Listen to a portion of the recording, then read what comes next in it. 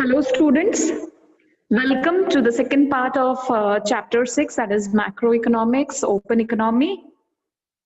In the last session, we had learned about BOP, and we also learned the other different concepts like accommodating transaction, and we also learned about the autonomous transactions, BOP, capital account, current account.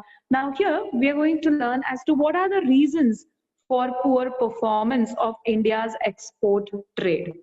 Now, there are, of course, several reasons for India's poor performance, but let's study some of them.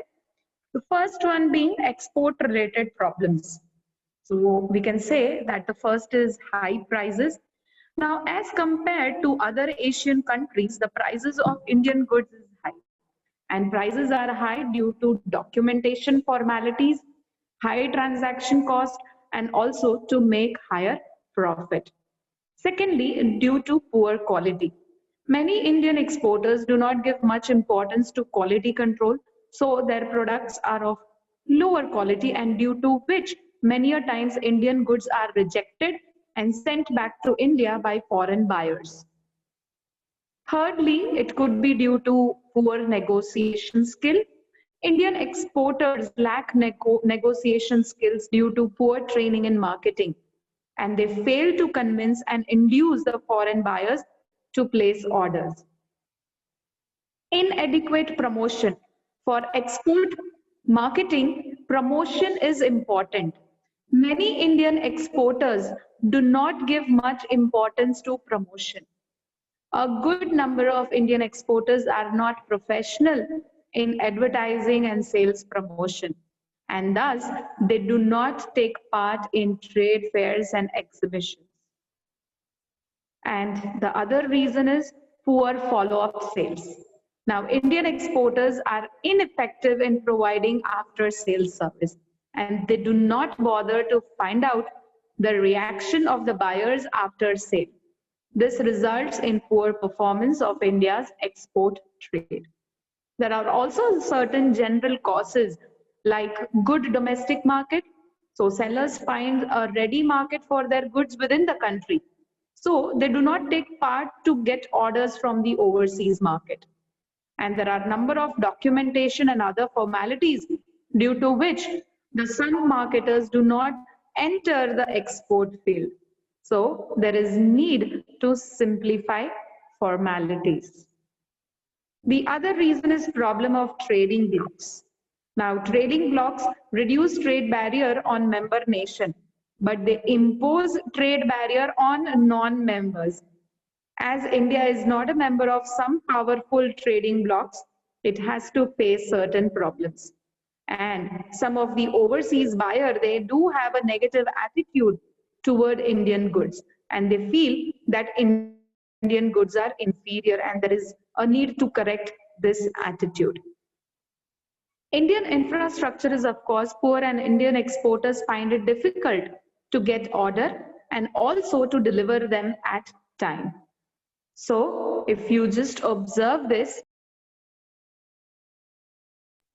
there are four possible situations of BOP: current account surplus and equivalent capital account deficit. Then there is no problem. If there is current account deficit and equivalent capital account surplus, again it won't.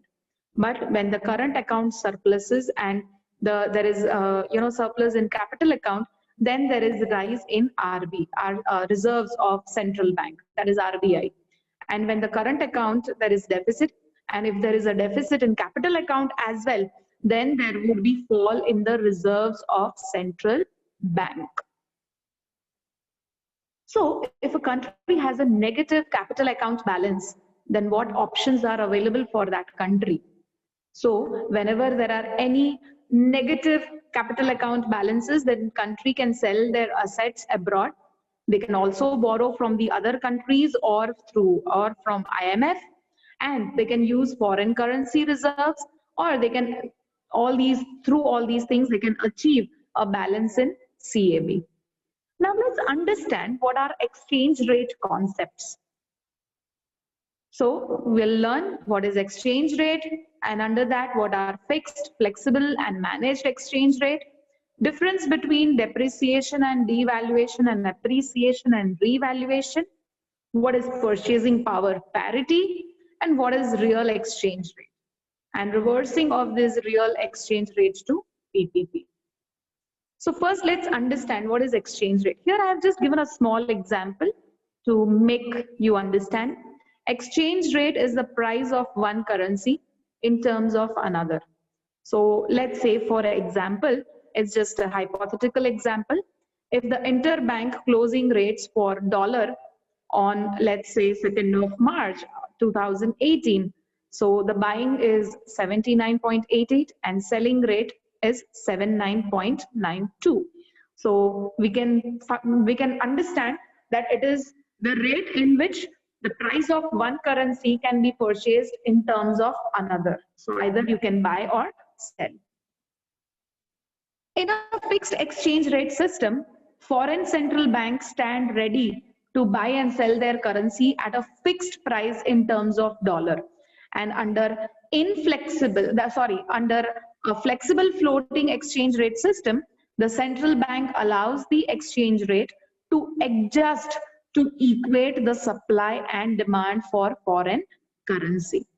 So when the central bank intervenes, so these are the fixed and flexible, but when the central bank intervenes to buy and sell foreign currency in attempt to influence the exchange rate, the system, then it is known as managed floating or dirty floating.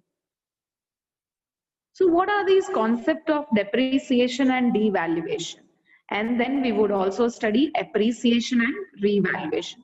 So we would be understanding four things: appreciation, revaluation, depreciation, devaluation.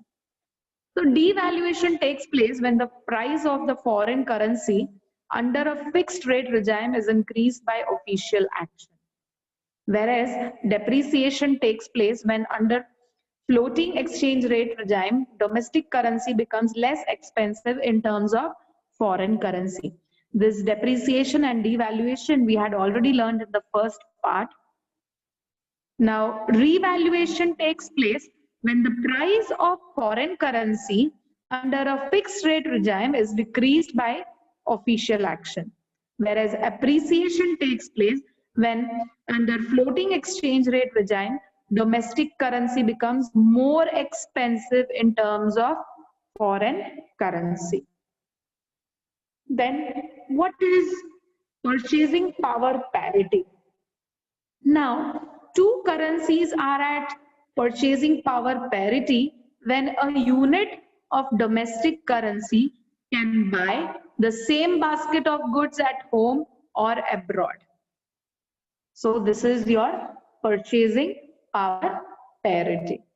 Then what is real exchange rate? The real exchange rate is the ratio of foreign to domestic prices measured in the same currency. If RER is equal to, that is real exchange rate is equal to 1, the currencies are at PPP. So why reversing of real exchange rate to PPP is slow? Because market baskets differ across the countries and there are barriers to movement of goods between countries. Non-traded goods are part of price indexes. Thank you very much.